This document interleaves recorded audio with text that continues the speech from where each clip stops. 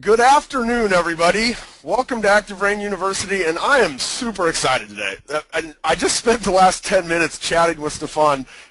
This guy he's sharp, man, and when it comes to what's going on in our industry, I don't know if there's anybody more that's put more research and more time into figuring out where this, as an industry, where we're moving than Stefan has. So I'm really excited to have him join us. As we're going through here, you guys have a GoToWebinar control panel somewhere on your desktop. There's a little area on there you can ask questions. And so if you have a question that's something that we're talking about today, drop it in there, and at the end we'll have a little bit of time, hopefully, because we got a lot of good stuff to talk about. We'll have a little bit of time to come back and answer a few questions. So 2013 real estate trends, and let's see here. We got me. I'm your host, Bob Stewart. I'm the community evangelist here at ActiveRain. But our guest, and really the star of today's show, is Stefan Swanepoel. He's an author of the Swanepoel Trends Reports, and you can find him on Twitter right there. There's his Twitter handle. Stefan, welcome. I appreciate you joining me today. How you doing? Hey, Bob. I'm doing wonderful, and hello to all of the Rainers online. Thank you for spending time with us today. This is awesome. So we're going to talk about your trends report, and this is something that you've been doing. These are now, so this year you broke it up a little bit, right? You did the normal trends report that you've done for what?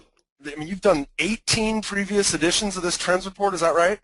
The first edition, which we wrote about trends impacting your and my beloved industry, was 1997. So that's about 16 years ago. Yeah, 17 years ago.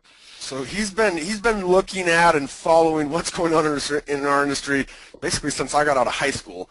But this year you did something a little bit different in that, and correct me if I'm wrong, I would imagine the last couple of years a lot of what you've been dealing with is how technology is changing our industry. And so this year you decided to break it out, and you've got a complete report just on technology. Is that right? Yes, we have always included technology as part of the trends report, but every year, as you well know, for the last 5, 6, 7 years, the technology just seems to get, Bob, every year it's more. It's internet and it's mobile and it's big data and social media. And as it got more and more, when we were working on the 2013 report, we said to ourselves, guys, maybe it's time for us to actually pull the technology out and put it separately, because it is such a big part of our lives. So I've read through the trends report a couple of times, and I actually haven't had a chance to read the technology report, and I feel like just a bumbling moron for that, but that's all right. What we're going to do throughout the next hour, we're just going to kind of bounce back and forth between some of the stuff covered in the trends report, and then we're going to throw in a few of the things covered in the technology report. We're also going to give everybody a chance to download one of those chapters out of the technology report, and you guys can check out these reports, and hopefully by the end of this hour you realize, like, there is some unbelievable stuff in here that can really help you as you sit back and look at, okay, where am I at?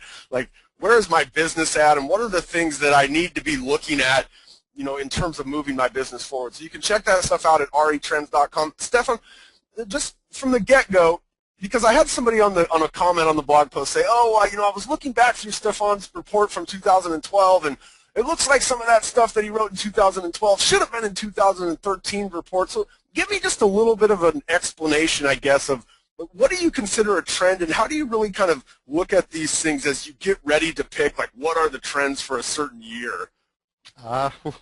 That's a very wide question. Because we've been covering it such a long time, there are clearly technology and other business and strategic concepts and trends that filter through many, many years. So, I mean, MLS is not new, education is not new, portals is not new, social media is not new.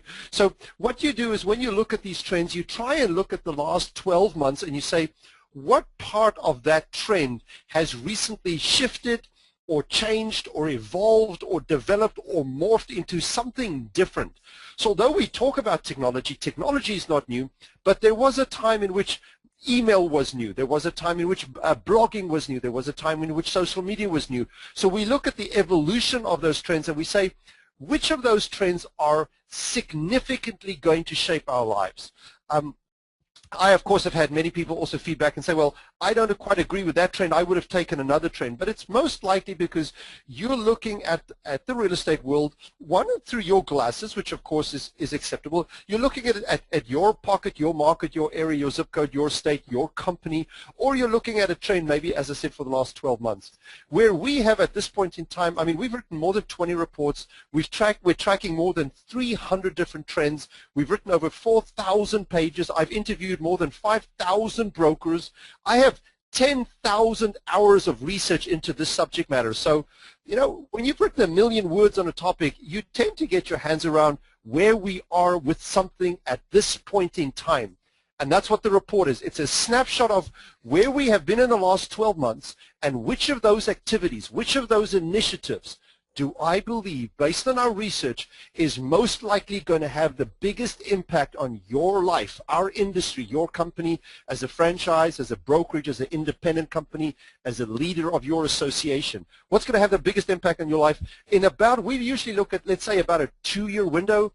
I can't predict the future 20 years out, but we're very good at predicting the future 2 years out, because you can see the patterns, you can see the shifts, you can see the directions, you can actually see what's going to happen. I don't know if you're a Malcolm Gladwell reader, but I think Gladwell says that 10,000 hours makes you an expert in something. So, but you just said, look, you can't predict the future.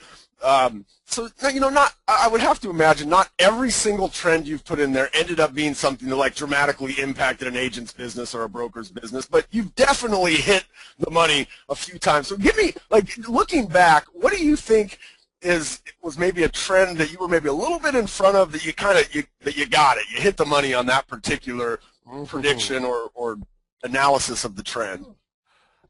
Yes, we have been very fortunate that our research has panned out. If you were to dial back and you were to go look at, let's say, our 1997 or 98 report, so if you're looking back about 15 years, in the 97 report, I remember there were 3 or 4 things which we very boldly were very specific about.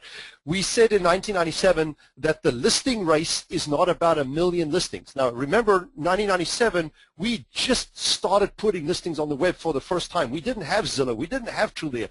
We just had the beginning of Realtor.com, and we had only maybe put up 20% of all the listings in the country on the web. And we were already saying at that time, guys, it's not about getting to 1,000,000 listings, which is what everybody was predicting at that point in time.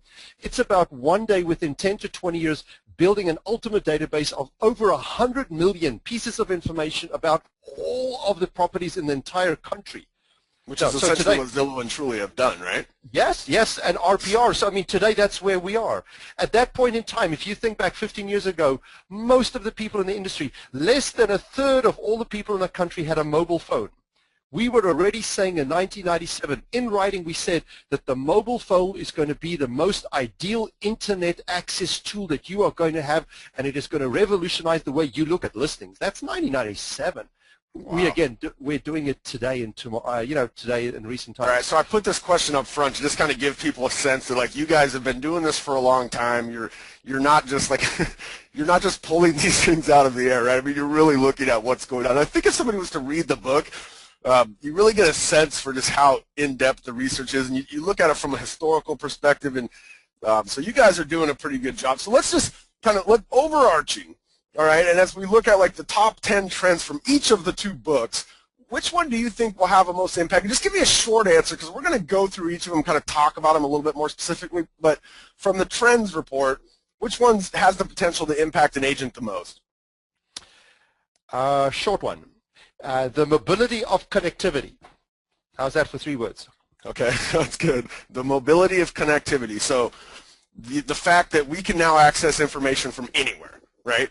You got it. The fact that you can anywhere, anytime, any place, through almost any device, connect to almost any part of the transaction or any participant in the transaction with ease and fairly simply and fairly quickly, and in most cases at no cost.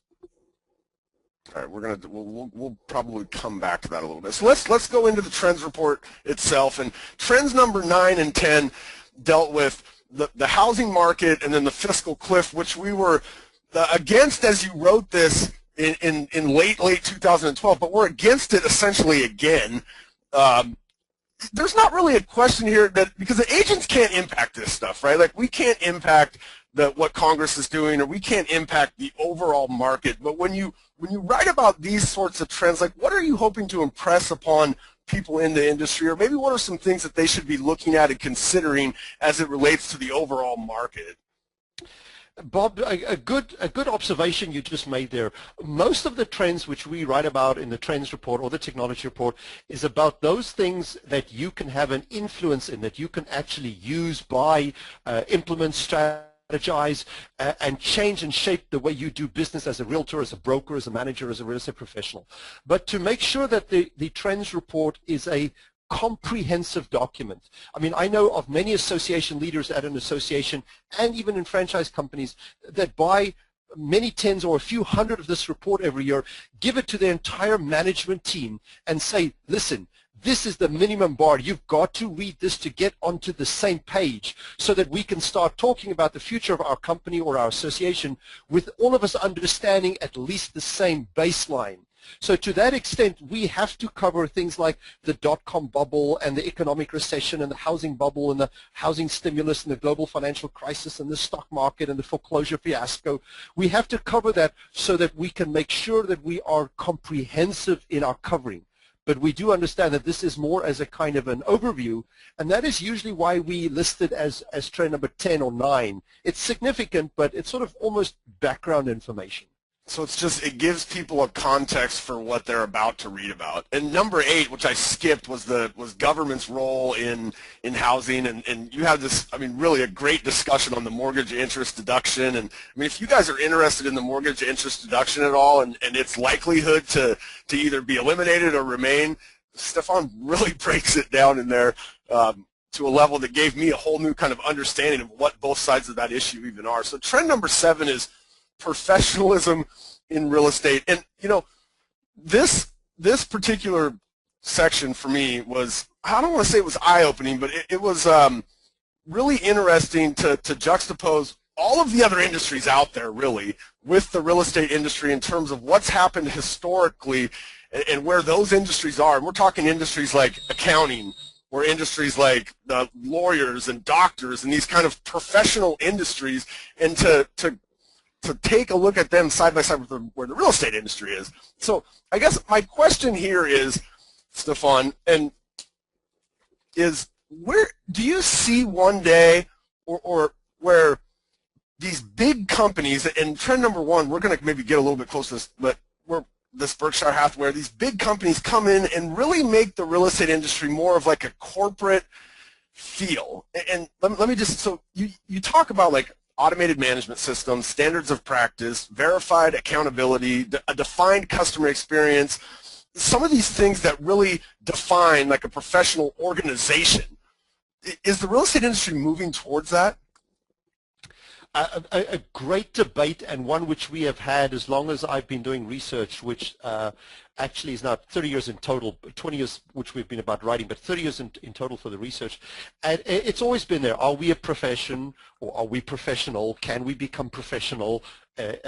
What is professionalism? What is the minimum bar? So we've had this discussion in maybe about 5 or 6 previous issues. Our current discussion is to say that we're not saying that we are like doctors or dentists, and we're not saying that we are a profession, but we do have certain activities, we do show certain movements in our industry which are not unique only to our industry. You referred to a few of them just now when you said accounting and law, but I mean, if you look at healthcare or pharmaceutical or engineering or the food service or the retail business or the trucking business or the travel agency business, although we're not exactly the same like any of them, we have similar activities. We have licensing laws, we have ethical standards, we have boards, we have associations on a national or regional, state level, local level. We do many things that sometimes reflect similar to other industries. And the benefit of our research is we don't try in the report to dictate to you what's right or wrong. The research is always to try and find what is out there that we as an industry can learn from and benefit from. And are we moving more towards corporatization? Yes, slowly but surely. The fact that big money, corporate money, has entered our industry in a huge way, is it going to impact our industry? Oh, yeah, there's no question. It's not even a maybe, it's for certain. when you say, well, it hasn't changed yet, it's because changes in our industry generally take somewhere between 1 to 2 decades. It doesn't mind what it is. The growth of franchising, the involvement of corporate America, licensing laws, mergers and acquisition, the recent growth of Keller Williams, all of those activities took a long time. I mean, if you take some of those initiatives and you dial them back, you'll see that their roots go way back. So is there a decline in some kind of way of the professional in general? Yes. Is corporate America getting involved in many professions and businesses? Yes. Are they trying to find a recipe to build scalability and more accountability? Absolutely. Our life of being free independent contractors is not going to survive forever. There's one in here that for me really resonates, I think, in the real estate industry, and that's a defined customer experience. And so, like, if you look at accounting, right, and if you were to walk into 10 different accountants' offices, you're going to probably get a different experience in each of those offices. But if you were to walk into 10 different, like, Ernst & Young's, right, you're going to get a defined customer experience in each Ernst & Young office, no matter what city in the country you walk into it in. So in the real estate industry, like, as an agent on the ground, what things should they be thinking about to really define a customer experience? You know, a brand is determined through the consistent, high-quality delivery of a excellent experience. So if whether you are a shareholder and you've invested capital to buy a company and you want to create value for your shareholders, and you have bought a brand, a company, an identity. Oh, you've put up something on those. So if you take some of those brands out there, I mean, if you take a Coldwell Banker brand, probably arguably one of the very, very best real estate brands in the world. It's been around for over 100 years. There have been hundreds and hundreds, if not maybe even more than hundreds of millions of dollars spent into building that brand. Now, it is not as a consistent brand as you mentioned in maybe accounting, because in accounting you have people that are on a certain academical level and they are employees and they have to go through an articleship. And you can become a Coldwell Banker employee relatively quickly. You can become an agent relatively quickly. So the barriers to becoming an agent or an agent of any brand for that matter, not just Coldwell Banker, is a lower barrier than it is to become, let's say, a partner or an accountant at a Price Waterhouse or a similar kind of like-minded company.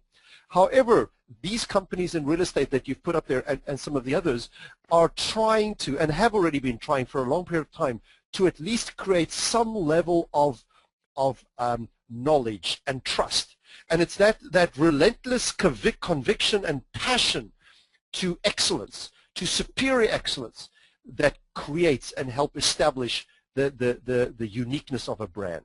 Okay, so and somebody said, hey, you skipped number 7. What was number 7? Number 7 was revisiting organized real estate. And if you've the one comment I have on that particular trend, if you've ever served on a board in one of your local realtor associations, you absolutely have to read trend number 7, because there's some stuff going on from a legal perspective in the industry right now that is almost a little bit chilling, but we've got a lot to talk about. So trend number 5 here, the value proposition of a real estate brand, and you kind of transitioned into that.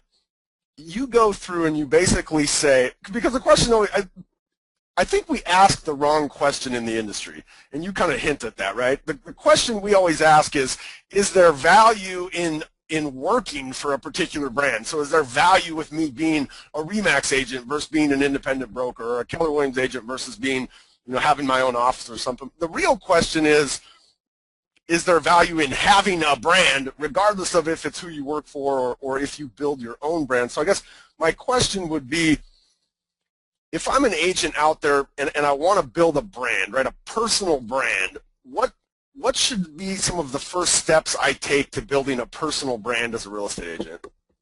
Whether you're building a franchise brand or a local agent or broker brand, or you're building, exactly as you've now said, an individual sales associate brand or agent brand, the difference is not that significant. The difference is fundamentally the same. You've got to be consistent in the delivery of what your message is. Okay, so let me just stop you right there real quick, Stefan. Consistent in delivery. Does that mean that, like, somewhere in my notebook or on my computer, like, that I should literally have written out, like, what a customer's going to get when they do business with me, and it needs to be something that I repeat in every single instance? Or is this just something that, like, floats around in your head? No, no, no. Things in your head just don't work, Bob. Right. Okay. If you want anything to be successful, the more tangible you can make it. So if you can sit down and actually have a strategic session with yourself, and you can create a strategic intent and a strategic plan, and then a business plan, and then an action plan, and then a marketing plan, and you can put it to writing, and you can think it through, I mean, that's better than just having it roam around somewhere in your head. Now, again, the smaller you are as an individual, meaning as a business, if you only do 1 or 2 or 3 transactions a year, then of course it's not important enough to go and spend weekends of time trying to build a plan or a business plan. And if you're a huge corporation, you might actually spend multiple weekends, or you might have a whole 1-week retreat, or you might write a 100-page plan. So the success is not the length of the document, it's relevancy towards the size and the scalability of your business, the passion and the desire you have to make the business you have as an individual, a company, or franchise bigger.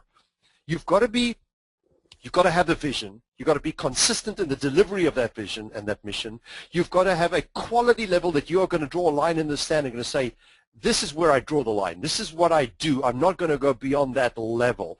And you've got to maintain that, because you've got to build the trust with your client. In the case of a franchise, their client is a broker. In the case of a broker, their client is an agent. In the case of an agent, their client is the consumer, the home buying or selling consumer. So it doesn't mind where I build that trust, but you've got to build that trust, and you only do that when you can show whoever is your client that you have the knowledge, you have the experience, and you are willing to deliver excellent service at whatever level that might be. You talk a lot in that particular chapter about, like, on-the-street interviews with, not a lot, but you talk about, like, on-the-street interviews with people, and really that consumers aren't able to differentiate between any of the major franchises. And I would imagine that trickles down to there's really, they can't differentiate between, like, what one agent offers and what another agent offers. What are some of the, you mentioned, like, the Good Life team. You mentioned some of the other like at a real small, like a team or individual agent level. Some of the brands that have really done a good job of doing this. Like, how do they differentiate themselves inside of their markets? Yeah, it is very hard. It is very hard. I mean, on a consistent nationwide basis, there are very few real estate brands that have been able to have themselves stand out uniquely. And even in those cases, so I mean, brands that are national identities, which will come up in every survey just about which you do, you know, are the Remaxes, the Sotheby's, the Coldwell Bankers, the Century 21s. I mean, those are brands which frequently pop up, whoever does the survey, in almost whatever state you're looking at. Now, again, you know, somebody might on the telephone say, well, in my state or my town, one of the brands you might have mentioned is not as good as a local brand. And that might very well be the case. I mean, there are, on the screen, which if I look at the screen which you have in front of me, I mean, Edina is a local brand. Howard Hanna is a local brand, or a regional brand, or a state brand. And in their given state, they are exceptional. They may even be, in some cases, a bigger brand or a more well-known brand than a national brand. But if you move one state across or 2 states across, that brand Edina might have a lot of value in Minneapolis, but it has little value, if not no value, maybe in Southern California and San Diego.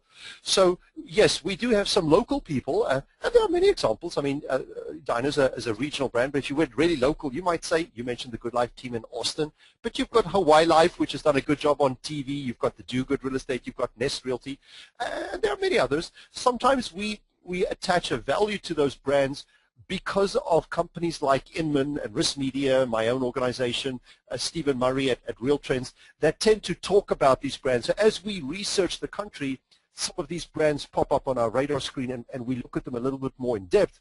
And when we see somebody with the passion and the commitment to do something well, we tend to write about it and talk about it and give them as an example. And then people think, oh, wow, well, the Good Life team is going to take over the world.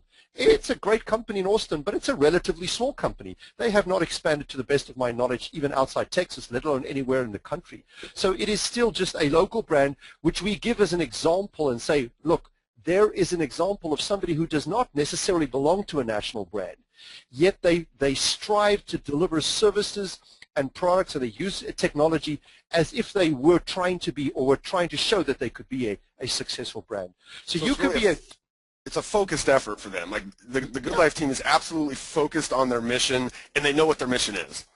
Absolutely, and there for them it's about the paperless transaction, the paperless agent, the tablet, DocuSign. So is that unique only to Good Life team? No. Anybody in your call here today, Bob, can use DocuSign and use an online transaction and use those products and services. That company just has a very clear vision of who they are, what they're going to do, and what they stand for, and they've used that well. Got it. All right, let's change pace a little bit, and let's talk about one of the tech trends. And you, and again, I haven't read it, so I'm going to be getting just as much of an education here as the rest of the folks on the call. You talk about podcasting, and really I think you talk about it in terms of your ability to market to a particular niche. Talk to me a little bit about, first off, how is podcasting pretty easy? Like, and then maybe what would an agent talk about, or give me an example of a strategy out there somebody's using with podcasting that's working and getting them in front of more consumers. You know, the way you phrase that question, we could spend the rest of the hour just And you know what? Every single one of these questions, Stefan, could literally be an hour-long conversation between the two of us. If yes, like I'm waiting to say, should I jump in? Should I let him finish? I got 30 more questions that just popped into my head. Yeah, the tech report is really for agents. You know, as the Trends Report, we tend to focus a little bit more on the visionary, broker, leadership, management kind of side of things. So the Trends Report are for those people on the call today that want to be leaders, that are leaders, that would like to be at the cutting edge of decision making. The Technology Report is a little bit more for the actual guy who's going to make it happen, the doer, right? It's the agent at the rock face. The guy who says, okay, I'm tired of ActiveRain and Facebook and Twitter and Stefan telling me that I should use technology. Please tell me how I should do that. What do I need to do? So the Technology Report dives into blogging and Twitter and podcasting and video and social media and mobile media and tablets, and it says, here are the products. This is what they are. This is how they work. Here are your options. Here are the steps. This is what I would do if I was a real estate professional. And then we use one or two real estate professionals in our industry that have used those products successfully as a kind of a case study or example. So in the case of podcasting, you asked now, how do I create a show? So if you had to create a show, start, again, like anything else in life, with the planning start. So number one is plan. Before you even hit any kind of record button, before you jump on a show like this. I mean, this show of yours today is going smoothly, but you've put a lot of work and effort into ActiveRain and into ActiveBob and the show and marketing the show and packaging the show. So you took decisions like, who's your audience? What's the platform? What's the equipment? What's the goal of the show? What's the demographic of the show? How many people can dial into the show? Who are you going to do? Is this going to be pre-recorded? Is it live? Are you going to allow questions? What platform? Those are the kind of things you have to just start off with, and that's only step one. Right. Step two is you've got to now prepare. So you've got to actually say to yourself, is this going to be an hour show? Is this a 60-minute show? Is this going to be a repeat? Is this every week? Is this once a month? Am I going to form a series? Is this a one-parter? What's the format of the show? How do I create a running order? How did I start the program? How do I close the program? So now you've got to actually go into the nitty-gritty of preparing for the show. You've got to go outline the show. You've got to think about future coming shows. You've got to manage the content. You've got to create an editorial calendar, so you can market somebody 2, 3, 4 weeks in advance. You've got to decide the length of the show. You've got to give this podcast of yours a name. Is it going to be the name of your company? Is it your name? Is it the area? Is it the city? Is it the town? What kind of information are you giving? Are you giving it to the consumer? Are you focusing on buyers? Are you going to be for seniors? Is it luxury homes? What kind of information will be sexy and exciting for a new buyer or seller to listen to your show? Why should I listen to Bob Stewart on ActiveRain? And you're going to give me 10 reasons because. it's a great show. It's ActiveRain. I'm giving tangible information. I'm helping the agents of ActiveRain. I'm helping other agents. So you've got a whole list of stuff, and you've got to make sure that you hit all of those things. Then, of course, you've got to promote your show. So the list of stuff you have to do to create a podcast, I detail them in the Trends Report. I think we spend, the Technology Report, I think we spend 4 or 5 pages, step by step, bullet by bullet, giving you the points which you have to do before you even create a show. But don't let that stop you, right? No, not at all. Not at all. Give me one example then of somebody like in the book, like what maybe niche are they looking at, or share a little bit about one of the examples. Well, there are many people, but one which I like to refer to is somebody which I met on Twitter, Michael McClure. Michael McClure created a podcast show which he calls Raise the Bar, and he has interviewed, I think he's probably, if I'm guessing now, I think he's interviewed about 50 people, if I have to remember the number roughly correctly, in that ballpark. It's a 1-hour podcast. He uses the platform Blog Talk Radio. He's also created a Facebook page called Raise the Bar, which is the same as the name of his Blog Talk Radio program. He's also created a Twitter handle, and he uses Twitter and Facebook to drive people to his Blog Talk Radio show. And I'm not sure what Michael's numbers are, but he has one of the more active and more successful Blog Talk Radio shows for an individual. And he's not an ActiveRain community of 100,000 people. He's not a big ERA or Prudential or Real Living group of people. He's, for all practical purposes, a fairly small agency in, I believe he's in Detroit, or in the outskirts of Detroit. He's in Michigan. So if one person like that can do that, that shows you that you can also get a following of a couple of thousand people listening to your stuff. All right, so we're back to real estate trends here for a second. The General Revolution, which is essentially a chapter where you talk about consumers and how they've changed and how what their needs and their wants are have kind of evolved to where we are today. And from this, there's a lot in each of these chapters, and I keep saying that, but so there's there's 15 different ways we could take the discussion on this particular chapter. I have a question about agent ratings, because you go in there and you talk about pretty much every other industry or every other service that people are looking to buy, that they're able to go online today and look at ratings or look at, and really evaluate the service that they're about to purchase. But in real estate, especially at like a brokerage and an agent level, these things have been a little bit slow to happen. And essentially what we have now is we've got companies like Zillow and Trulia who have ratings on there, and then, as an agent, I go in there and I invite my clients to rate me on Trulia or rate me on Zillow, or maybe I've been rated on Yelp or something like that. But there's not really this industry move towards the idea of agent ratings. So I guess my first question would be, why do you think that is? Why do we not put sales numbers out? Why do we not, do something like the Houston Association of Realtors did, which is essentially try to put together this agent rating system, which was then kind of shot down by their members? What is it that's holding this back from happening from the industry, right? Not from kind of these players outside like Trulia and Zillow. You fundamentally came back again to the fact that we have independent contractors. So changing the industry, real estate, brokerage, agency, is very much like herding cats. We have well more, let's just take a round number, a million realtors, and I know that licensed agents, of course, are different than realtors, but let's just take the realtor number. And again, I understand that some of the people are not full-time active in the industry, but we have round numbers, a million people that each have a different opinion. And therefore each agent is on his own, whether he's in favor or not in favor, he is indirectly resisting change on every single level. So when somebody like a Houston Association, which is one of the most successful associations in the country, and arguably the second biggest local association, when they try and roll something out, they usually have put a lot of time and money into the research to see whether this is a valid trend. And they already looked at this 4 or 5 years ago, and they said, Right. this is coming. And we've had realtor ratings in some kind of a level for the last 5 years at least. So is it moving forward? Yes. Is it slow? Yes, it's slow, but it's like everything else. We didn't jump on email. We didn't jump on websites. We didn't jump on e-commerce. We didn't jump on online transactions. So everything is taking time. Is it gaining traction? The answer is again, yes. There are sufficiently enough third parties that are doing it that I don't believe that you can't get the water back into the dam. The dam wall is already broken. There are holes everywhere in the dam wall.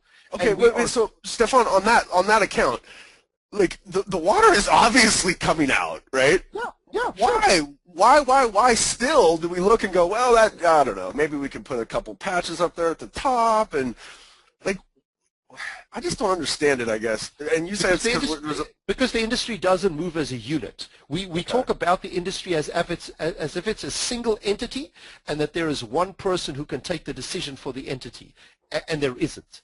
It is literally a 100,000 man march, and there's 100,000 plus people that actually have to be influential. Yes, we have many followers, but we have prima donnas, and we have leading people that, because they currently have a niche in the market, or they have a uniqueness, or they have a market share, or they are strong, or they are powerful, or they are with a big brand, or they've been in the market for 30 years, or whatever historic reason. If they say, I'm not going to do that, it's one extra finger plugging the dike, right? But at some stage, that person is going to either lose the race because the pressure behind the dam wall is too big, or that person is going to retire, or somebody else is going to come in and be a young whippersnapper and is going to grab some market share to the extent that the people then change. So change is coming. We can't stop that. But it happens probably, as I said earlier on in the discussion, somewhere around about 1 to 1.5, maybe as much as 2 decades. It takes 10 to 15 years to change anything in our industry. So by that record, agent ratings started happening 5 years ago. We're 5 years from the industry at large saying, okay, we'll put this information out there. Another 5 to 10 years, yeah. So I had this discussion last night with my girlfriend, and we were literally, we had an argument about what kind of information consumers actually want. And I was sitting back there saying, look, if I was moving to a brand new town and I didn't know any agents out there, but I was trying to find a good agent, like I would want to know things like average days on market. I would want to know things like what is your list price to sales price percentages, and how close do you actually get to what you say you can get for the house, and like these kinds of numbers. But obviously, like, we're not putting those numbers out there, right? Consumers can't find this data. Do you think consumers want that data? Because my girlfriend was like, I don't care. I'd like to get to know the agent. I want to know that they can handle my needs. And she was like more from a personal side, and I'm going, no way. Like, I want to know at a very minimal, how many houses have you sold? Do you think consumers want to know that information?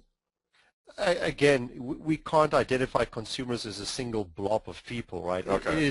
It is so many different people. And then we also know that the way a Civic buys and a Boomer buys and an Xer buy and a Y and a Millennium buys is significantly different. And then within each of those groups, we have, as we know, if you've taken a Myers-Briggs or a DISC or a Meyer, What Animal Am I quiz, you also know that we have different personality styles. So an analytical Boomer is going to buy significantly different to a gregarious, outgoing, high-I millennium kind of a person. So, yeah, do some people love a touchy-feely agent that loves me to death? Absolutely. And do some other people like an analytical agent that gives me all the statistics? Again, yes. That's why this industry of ours is such a wonderfully eclectic, diverse industry, and it is so hard to not to be successful. You can be successful with any one of those skill sets. You can be successful in any one of those generational niches. But the complexity of our industry is to harmoniously aggregate them into a total combined single passion or vision or unit and try and think you can have one strategy. That doesn't work. That's the hard part. We have a need for statistics. Hence, Zestimate's working, right? So people love statistics, they love information. But when you say, well, I want to know what the sales price is compared to your listing price, well, again, half the agents in the market selling a listing, it's not their listing. They're selling somebody else's listing. If you went to Australia or England, where you can only sell your own listing, well, then that statistic would be very valuable. in a country where you can sell somebody else's listing, I wouldn't say that statistic has no value, but it decreases in value. It's lesser value.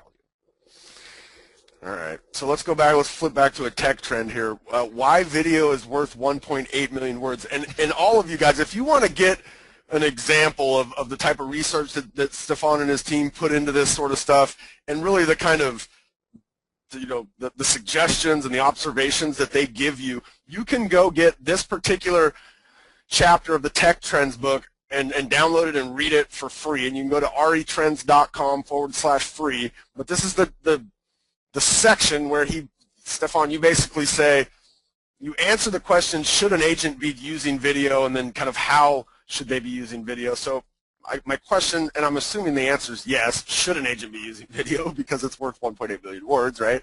But why and then how?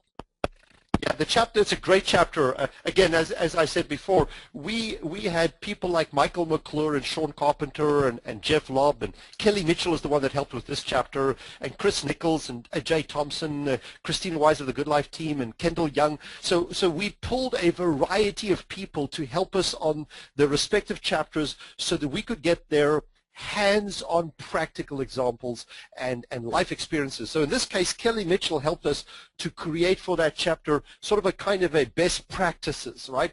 So what are the things you should be doing when you create a video? And she was able to help us with the research as well. We looked at the best franchises that use video, then we looked at the best brokerages, then we looked at the best teams, we looked at the best individuals, and we actually list for you, I think there's something like about 40 or 50 examples in that chapter of each of those different levels of who we think is a good example of an agent who currently uses video effectively, so that you as an agent, as an ActiveRain member, could go out and go look at those as an example. Because in the case of video, I could talk about it today, but you got to see it. I mean, it's really about the imagery. So you've got to go look at those. We give you all of those URLs. Just go look at them for free. Go take a couple of hours on a Saturday or a Sunday, and you will be surprised what people are doing with video to sell real estate. It's just awesome. One of my, Ben Kinney is the guy, if you've been on ActiveRain Universities before, you've heard me bring up Ben's name. He's a mega agent, right? 500 plus deals, yada, yada, yada. Something that he always said to me is he never invented something. He never took an idea he never brought an idea into the industry from scratch. If he wanted to learn something, he would go out and he would find who's doing this very effectively, and then he would essentially copy them, right? I mean, he would just look at what they're doing and bring it into his own market. And so, I mean, that's the same idea here, right? Now, why is video important, though? Because we are increasingly living in a very visual kind of generation and period of time.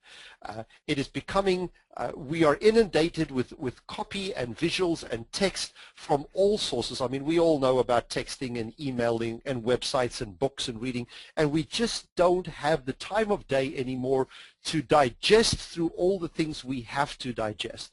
And video allows us a simpler, easier, quicker way to look at something, maybe even on the road, on the fly, and come to the conclusion whether this house, this neighborhood, this school, this community, this realtor is somebody who I want to continue and build my relationship with. And if you're not doing that, you are just merely losing a huge channel. I mean, YouTube, arguably the second or the third biggest search engine behind Google and Yahoo, you're losing a huge channel how people could potentially come to you and say, I like you, Bob. I want to become a Rainer. I want to join your webinar. Please let me in, right? So don't lose. That's what these books are about. I mean, I don't understand how I can take 10,000 hours of research and I can put it for you, and I can ultimately give you a book for $150, and you don't want to read it. I mean, so there are so many ideas that you can just take one idea and you could become wealthy out of it. You could implement it. You could save yourself time and money. Yes, go to this guide, and then the one which you're going to download, which you refer to. There's an example of Kendall Young and Kelly Scarr and Greg Fisher and Ian Watt, Sean Carpenter. Go look at all of their videos. Great stuff. Great stuff. What about Twitter? Twits? What's this Twitter? You know, I mean, so in your chapter in there, I mean, you talk about, because I think Twitter's one of these things where, or I've always thought of it as one of these things where, you know, if and really this applies to anything. If you're not going to use it in a fashion to generate money, or to market your business, and there's not like some end game, then you probably shouldn't even be using it as it relates to your business, right? Maybe you use it personally, but as it relates to your business, like if you don't have a plan of attack and a way that you're going to use something, don't use it, right? Like if you're going to blog once a year, like a blog's probably not something you want to consider for your marketing, right? But so talk about Twitter for a second. Like how are agents out there actually using Twitter to make money? And I realize that's, the entirety of the chapter, but maybe boil it down. What are a couple of things they might be doing that really works with Twitter? So while I'm listening to you, Bob, I'm at the same time here, of course, sitting on my iPad looking at my Twitter feed, and I see that, for argument's sake, Andrea Geller, who's an agent in Chicago, which I know, has just sent out a tweet, and she has tagged ActiveRain, and she's tagged you, Active Bob, and she's tagged me, and she says she's listening and learning. Andrea is a good example. I met Andrea through relationships like this. I have built my relationship with Andrea and strengthened an online relationship with her. I don't know, people like her, and I think at the moment I have 3 Twitter accounts, and I think between the 3 Twitter accounts I have 55,000 friends and fans and followers. And 95% of those people are people that I've met online. Now, do I know all of them? Of course I don't. But I will tell you that out of those 55,000 on my 3 accounts, I probably know, and if I say no, I recognize the first name, I recognize the last name, I probably know which city or state or country or company you work for, and I will recognize your picture. If you close your name, I will most likely remember your name. Of at least 5% of that group. So there's 2,500 people that I did not know before Twitter, and I have been able to build a relationship with them, and you could call it some kind of friendship. That's not the same as the guy which lives down the street, which I see every day when I go home, and the guy who I've maybe had 20 barbecues with. It's not that level of a friendship, but it is still a friendship, and it is a friendship that I have come to learn to cherish very deeply. So there are many people that I might have never met in real life, but I know them through the online relationship, and I will today consider them a relationship which is not superficial. It's a strong one because we talk once a week, once a month, electronically. And I think that you can use it for business. I would say today that between LinkedIn, YouTube, Facebook, and Twitter, I probably do about somewhere between 30 to 35% of all of my business online. It comes from a social media relationship. Do you guys go, like in that chapter, do you get into like the specifics on like how would you find local people in your market to follow? Do you talk about how do I, like, so if I'm a real estate agent, right, and I could go out there and set up, and I actually have some of these searches set up where somebody's like doing the search for looking for a home. I have that search set up, and I'm actually shocked at how many people every single day put on their Twitter looking for a home. And from time to time, and I don't do it every time I see one, but from time to time, like if I see somebody says, looking for a home in Miami, like can't wait to move, or what, like I will literally go and say, hey, you should get a hold of Inez, right? She's a great agent in Miami. You would love working with her. I will do that. But do you guys kind of go through those specifics of like okay, how do I use this thing? But like more importantly, how do I find people in my local market that I can start to have conversations and build relationships with? Yeah, we do, absolutely. As I said, the Trends Report is more strategy, vision, thinking, leadership. The Technology Report, the one you jumped to now, the one we're talking about, the Twitter, that's the practical one. So again, in the Twitter chapter, we actually, again, give you 250 examples of agents and brokers that are using Twitter effectively. So we give you their address, their Twitter handle, and we say, go look at those people. Then we interviewed a bunch of those people, and we took the guys in the top 10 or 20, and we said, all right, so what are your best practices? How do you do this? Do you daily, hourly? And then what have you learned after now using it for a kind of while? What are your best practices? So, for example, in the Twitter chapter, we talk about how do you build a relationship. Do you tweet to everything? Do you respond to a bad tweet? How do you respond to a bad tweet? Why should you respond to a bad tweet? How do you pay it forward? How do you do something if you don't know somebody? How do you start that relationship? We explain that it's not about that one-night stand, that it's a kind of a marathon. We explain to you how you should leverage that long-term relationship. We talk about the fact that you should be consistent in your delivery, and we show you examples of that. We give you an overall strategy, and we give you examples of people that are actually doing it at the moment. We give you a glossary of terms of some of the codes which they use in the terms. So it's about as practical as you can get. Yes. So here's another one, right? I wonder how many people on the call have gone and Googled themselves.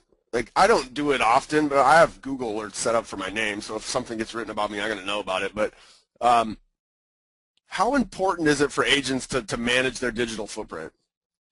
You know, fantastic question, Bob, fantastic question, because I think that many people in our industry approach the answer from, unfortunately, 180 degrees the wrong point of view.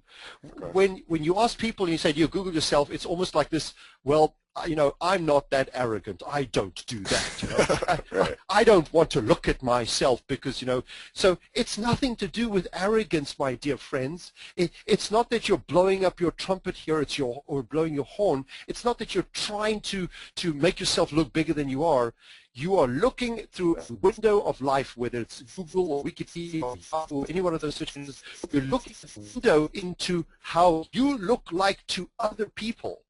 I don't think that I have attended a meeting or a webinar. I mean, yesterday I was in Houston with a big title company. Today I'm talking to you. Last week I was at an event speaking to Berkshire Hathaway. The week before that I was at the Keller Williams conference. Next week I'm flying up to do one of the associations in one of the other regions. Before I go to any one of those events, I will absolutely, most certainly Google you. I will go find out what does ActiveRain say about you. I will see if NAR says something about you. I will look at your personal page. I will look at your LinkedIn page. If you might have a Wikipedia page, I will look at your Wikipedia page. And I will take that 5 to 10 to 15 minutes to quickly page through the important stuff, because I know that in Wikipedia the information is going to be very current, because most likely you update that page yourself.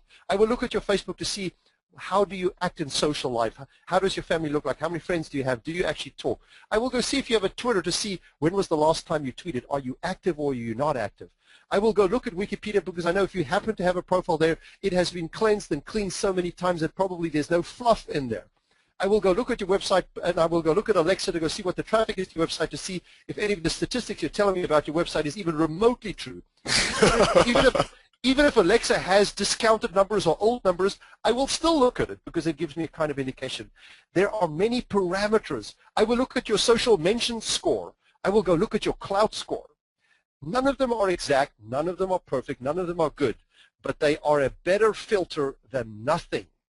And taken as a collective, Stefan, I mean, they give you a pretty good sense of who somebody is, right? You bet. You bet.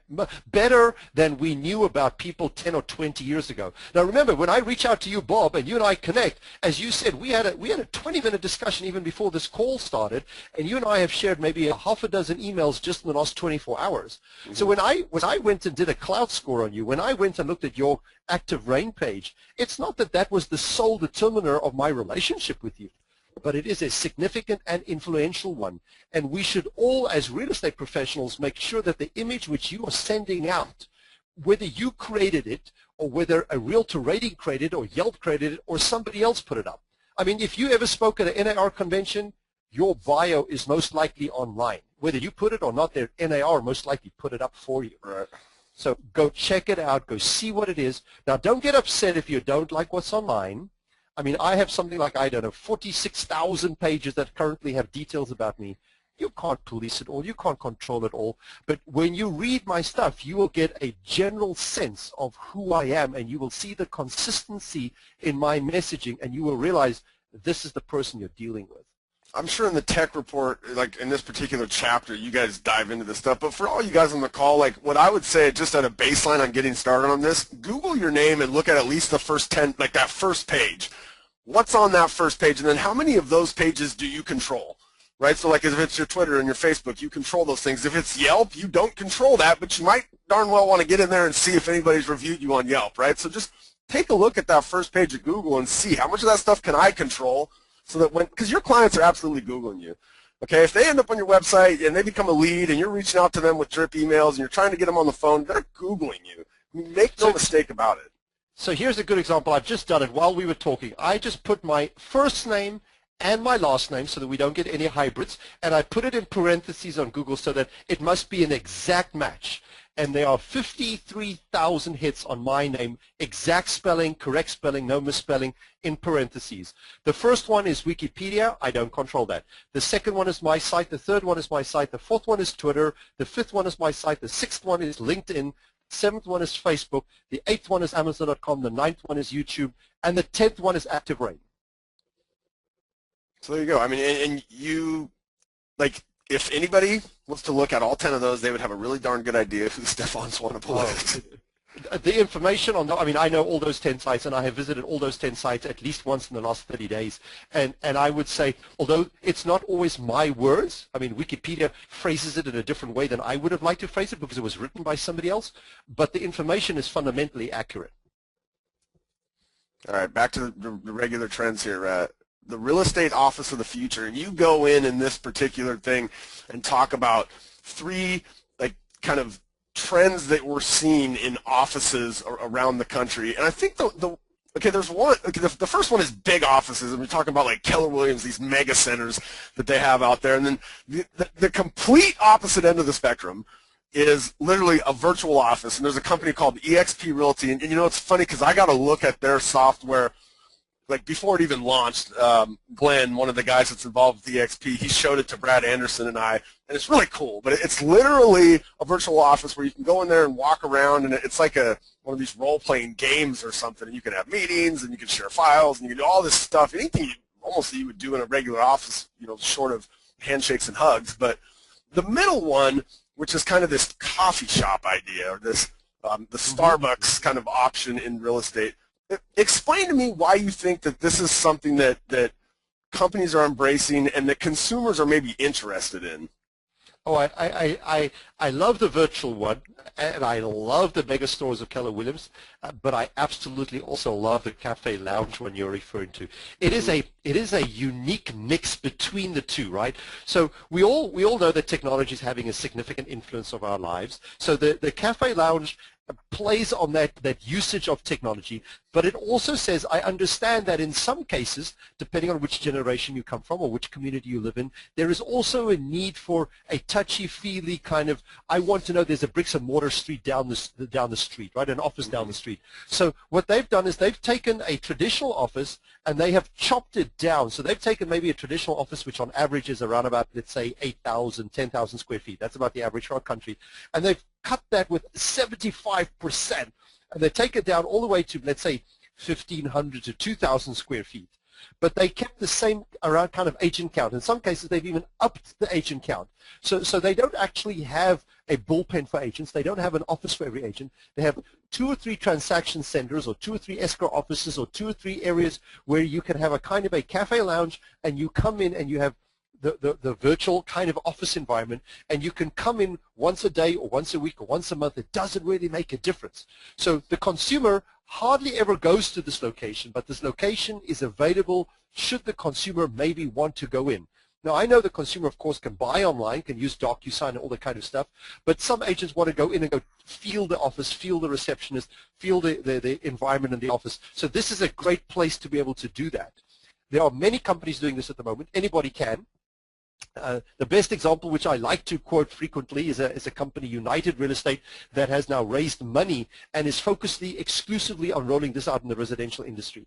They've opened, I think, something like about 6 or 7 offices across the country. I know Philadelphia, Houston. So they've opened a few, and I think they have something like about another 67 or 68 or something like that, some number like that, scheduled for the next 2 or 3 years. So I think this model is definitely going to get some traction. Let me ask you a question. Do you think that like anywhere in the consumer's psyche is what an agent's office is like as a determinant of whether they're going to work with that agent or not? And again, I realize there's lots of people out there, lots of different types of folks, but I mean, like, do people care? Generally speaking, I would say the answer is probably no. Okay. But the fact that I can go down the street to Best Buy does have a convenience factor. So although I do most of my shopping on Amazon.com, and I actually do, and I purchase a lot of stuff there because of the convenience of the delivery, the cost effectivity, the fact that it comes to my home, I would still acknowledge that as much as maybe 10 years ago, 100% of my electronic shopping was at the Apple Store and at Best Buy, and maybe the old CompUSA in Circuit City, but over time, yes, it's moved online. But there is still that one day a month that I like going to Best Buy because I want to go touch something, I want to look at something, I'm using the time to browse around. And if that stage there wasn't a Best Buy in my neighborhood, yeah, I would be peeved. I mean, I like to go to the store from time to time.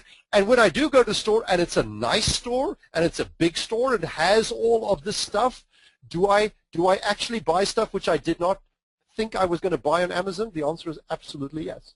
So having a store does absolutely have a benefit. It's, I don't think we are going to see all real estate offices disappear. That's not going to happen. Definitely not in our lifetime. But they're changing. Oh, they're changing. Yes, a lot. You guys, I can't. So we're at the top of the hour here. I got one last trend left. Do you want to hang around? We'll talk about Berkshire Hathaway. You got a couple of extra minutes, Stefan, or you got to run? Of course, I have always time for ActiveRain. Always. Fantastic. All right. So your number one trend is some of the moves that Berkshire Hathaway has made into the real estate industry. And so for you guys that aren't aware of who Berkshire Hathaway is, this is Warren Buffett, right? So Warren Buffett, they own a massive portfolio of companies, and as a part of that, in the last year, they've essentially gobbled up some real estate franchises, some real estate brands. What does this mean to the average agent? So if I'm in a market where Berkshire Hathaway has just taken over an office, and it's now a Berkshire Hathaway Home Services office, what does this mean to me if I'm an agent in one of those markets? You know, on the short term, probably not that much, because many of the brands which they took over are going to stay the brands which they were, maybe for a period of time in a transition, and in some cases like Real Living, maybe forever. So as a result of that, it might not have an impact from a brand point of view, but it will have an impact because Warren Buffett doesn't buy and flip companies traditionally. Warren Buffett's company, Berkshire Hathaway, is a generally consistent long-term player. When they get involved in a space, they tend to dominate that space. When they get involved with a company, it's investment after investment, it's consolidation after consolidation, and they almost always invariably become a very healthy, strong competitor in that space. And they are already the second biggest largest residential real estate conglomerate in the world behind Realogy. So they're already number two. So whether they become number one or not, I'm not sure that they even want to become number one, but being number two in any space in the world means that you are significant. And don't think for one second that they're local companies like Edina, they're a traditional company, which there's been Home Services of America. They have acquired Prudential. They are going to rebrand some of the offices, not all the offices, but many of the offices, to Berkshire Hathaway Home Services. And they still own the asset Real Living as well. They are going to become a serious player, and I believe that their offices and companies will be very professional, very ethical, good players. They will use technology well, and they will probably have access to more capital than the average real estate company has. So will they become a serious competitor? Absolutely, yes. This gets back to the professionalism thing, though, right? Like, do you envision 10 years from now where Berkshire Hathaway has taken these offices and literally turned them into something different than what we see today, in terms of like, the standards of practice and the defined customer experience? And I mean, because that's really what these guys are good at, right? Is taking an industry and really putting the controls that Berkshire Hathaway companies have become famous for around their assets in that industry. Like, do you see that happening? Do you see them trying to have a more structured approach? I guess 10 years from now, to me, it would look like you actually have employees. I'm going to take one step back to take two steps forward. Okay. 20 years ago, none of the top 10 companies were publicly held by one shareholder, or one shareholder held multiple companies. Today, 80% of the top 10 companies are held by two shareholders. We've already seen roll up. 10 years ago, the majority of real estate companies were not very proficient in transaction management, online transaction, and using email and websites very effectively to get a significant market share. Today, all top 10 of the companies are doing that. So have we shifted? Yes, we've already shifted. Are we going to become more corporatized?